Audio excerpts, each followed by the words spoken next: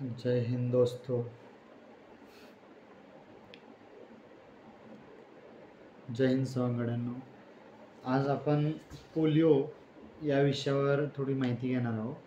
Polio हा विषय तसा जनरल नॉलेजमध्ये पण येतो आणि एक आपले MPSCची जेव्हा तयारी करत असते त्यावेळेस हा विषय असतो की बाबा पोलिओ वॅक्सिन कोणती आहे, IPV आहे का ओरल आहे, त्यानंतर ते सॅबाइन वॅक्सिन आहे का साल्क वॅक्सिन आहे, किंवा किती जणांना द्यायचं आहे, इरेडिकेशन झालं आहे का, तर आपण परत डबल का देतो. तर हे काही क्वेश्चनचं आन्सर विचारू शकतात आपल्या ऑब्जेक्टिव्ह टाईपमध्ये, किंवा त्यात who is responsible for causing polio. तर अशा वेगवेगळ्या टाईपचे क्वेश्चन आपल्याला विचारू शकतात. तर सर्वप्रथम आपण पाहू की बाबा टायफॉईड होतो कशामुळं, पोलिओ होतो कशामुळं, पोलिओ होतं कशामुळे. तर सर्वप्रथम काय येतात, पोलिओ हा एंटेरो व्हायरसमुळे होतो. एंटेरो व्हायरस म्हणजे काय, RNA जो व्हायरस असतो तर त्याला एंटेरो व्हायरस म्हणतात. तर त्याच्या थ्रू आपल्याला हे होताना दिसतं पोलिओ. तर पोलिओ ट्रान्समिट कसा होतो, तर ट्रान्समिट होताना तो कंटॅमिनेटेड फूड किंवा वॉटरमधून ट्रान्समिट होतो. मग ठीक आहे, ट्रान्समिट झाला तर ऑर्गन कशावर काम करतो, परिणाम करतो.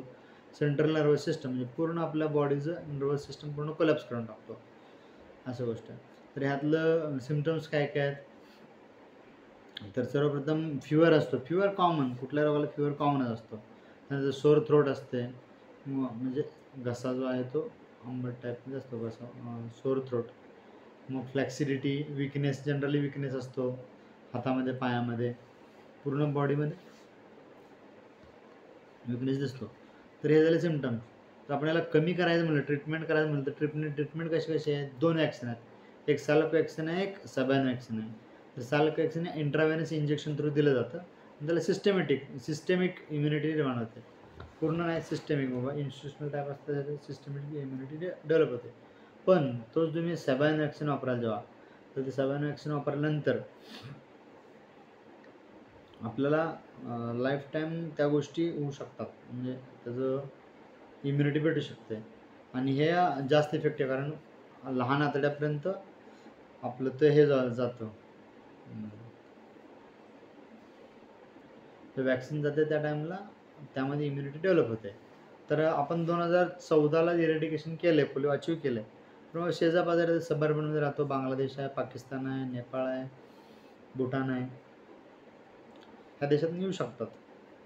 तर त्यासाठी आहे हा कॅम्पेन. आणि 2014 नंतर परत जून 2026ला काही ठिकाणी सापडले, इंडियामध्ये सापडलं, आपल्यात नाही सापडलं, इंडियामध्ये सापडलं. त्यानंतर त्या कॅम्पेन परत रिलॉन्च केलं, परवा कमी केलं होतं, नंतर परत रिलॉन्च केलं. तर यामध्ये काय,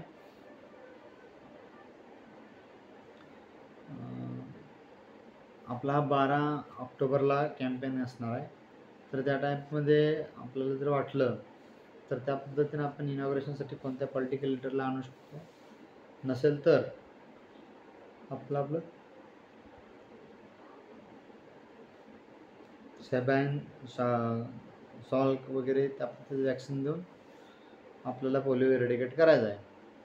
सबाइन म्हणजे ओरल पोलिओ वॅक्सिन, सिल्क म्हणजे इंजेक्शनमधलं IPV, सॉल्क वॅक्सिन.